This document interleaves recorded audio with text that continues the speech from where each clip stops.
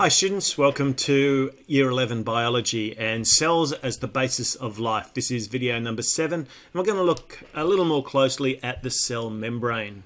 We're still in this first little section. In fact, we're getting pretty close to the end of this first little section, which is basically just a comparison of prokaryotic and eukaryotic cells, the structures within those cells, and also we've looked at some of the cellular organelles. Now we want to just spend a small amount of time talking about the structure and function of the fluid mosaic model of the cell membrane.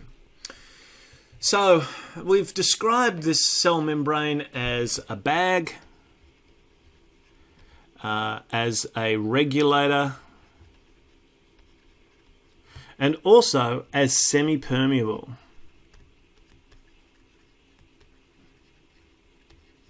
And it is in fact all of these things. It does contain the cell contents, but it does also regulate the materials that can move in and out of the cell, and that's due to its semi-permeable nature. It allows some material to pass through its membrane and others not. How does it do that?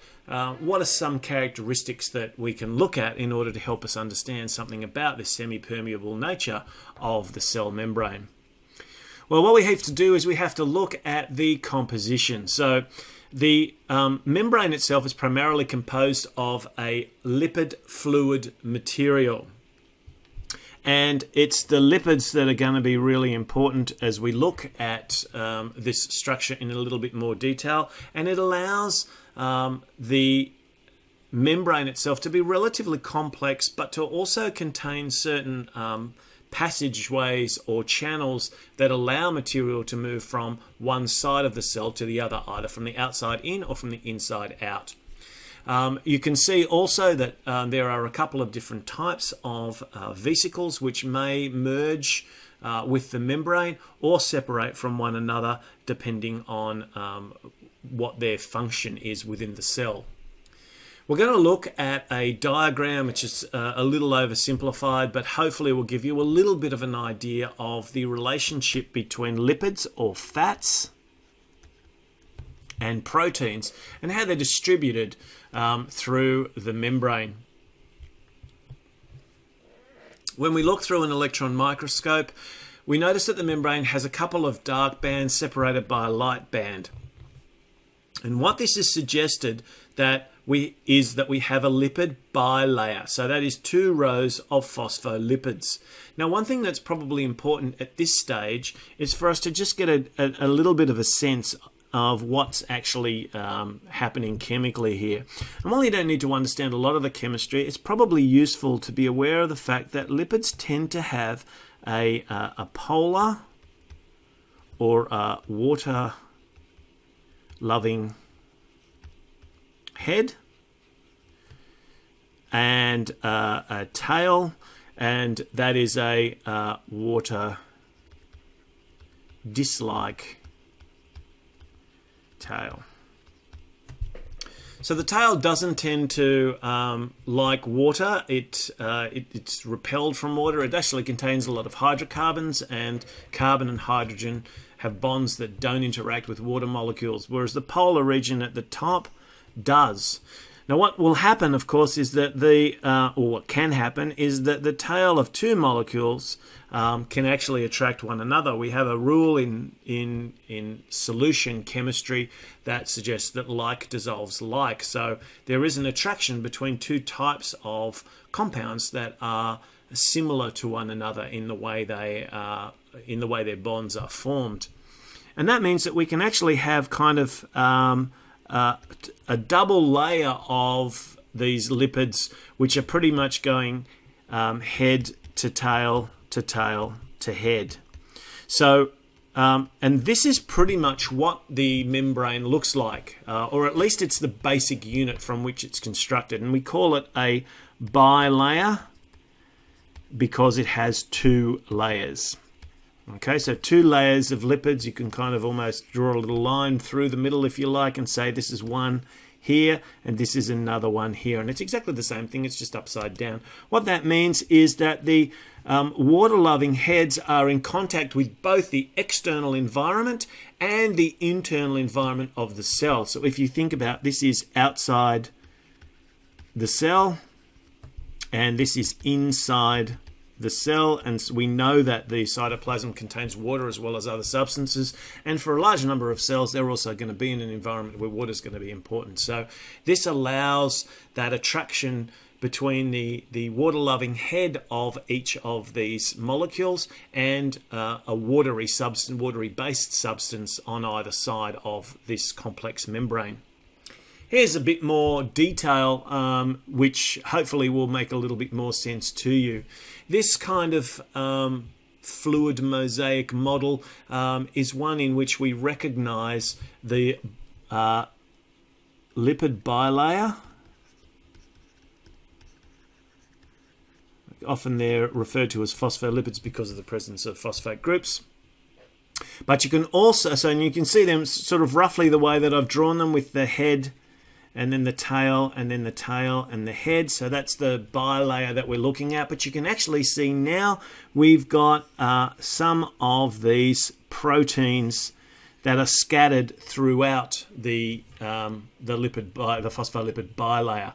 And these are different channels, they're different places where the molecules or substances from outside the cell can be brought in, and vice versa. So there are certain ways in which we can allow material to pass through these two layers of phospholipids through these protein channels.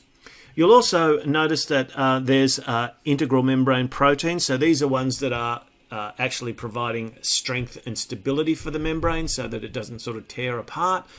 So we've got some of these proteins that are actually helping to strengthen the membrane itself, and others that are actually involved in active or in transport between both the outside and the inside of the cell. I don't use the word active because there are passive and active forms of transport, and it may well be that some of the forms of transport that are moving are passive. So we just need to be careful with some of the terminology that we're using. You can see we've kind of tried to identify a couple of different types of materials: protein with a carbohydrate attached, or a lipid with a carbohydrate attached, where you can see some complexity associated with this membrane model. Look, it's not perfect. No scientific model is perfect. But remember, the point of a model is models are explanatory. Could it be replaced? Yes, but only by a model that has a better ability to explain what is happening when we observe what is happening with cells than this model. So we know, for example, that material will move from outside a cell to inside the cell. We know that cells can swell up or that they can lose their shape. So we know with an absolute minimum that water is moving backwards and forwards. And by using radioactive tracers, we can look at how material is being differentially taken up by the cell. So we know there's a number of different substances that actually move through this layer from outside the cell to inside the cell. And this kind of model is a really good descriptive model to allow us to explain what is actually going on in these processes of transport.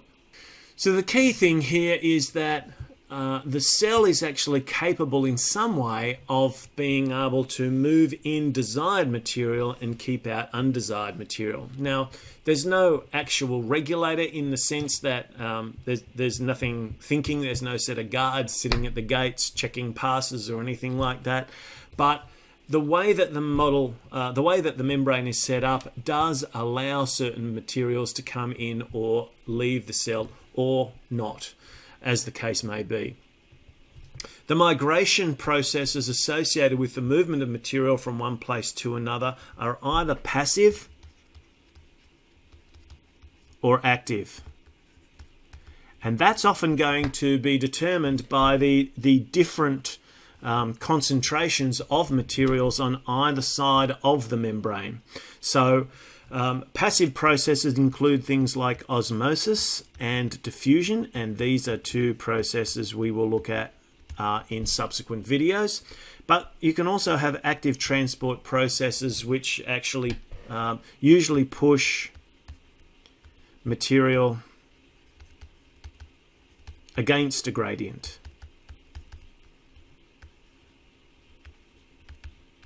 So put simply, material will often move just easily from a high area of high concentration to an area of low concentration. That happens automatically, and that's characteristic of both diffusion and osmosis.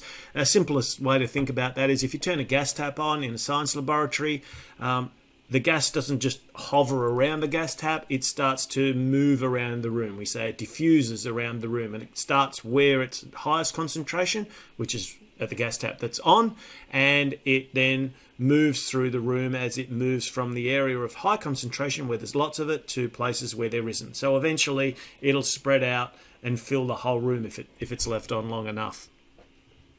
This is just a natural passive process. Material will do this until and if it can stabilize the concentration so it's equal both sides. So we can talk about water doing this. We can talk about salts doing this, but we can also talk about particular chemicals that may be desired by the cell that either can move through a protein channel from the extracellular space to the intracellular space, or can be actively transported and changed through these little carrier proteins. And so you see, with our phospholipid bilayer, we still have this number of proteins that are associated with either passive or active transport of material from outside the cell to the inside of the cell. This just gives you a quick overview, and we will have a look at the fluid mosaic model in a little more detail in class, but hopefully this gives you a bit of an introduction to the structure of the cell membrane.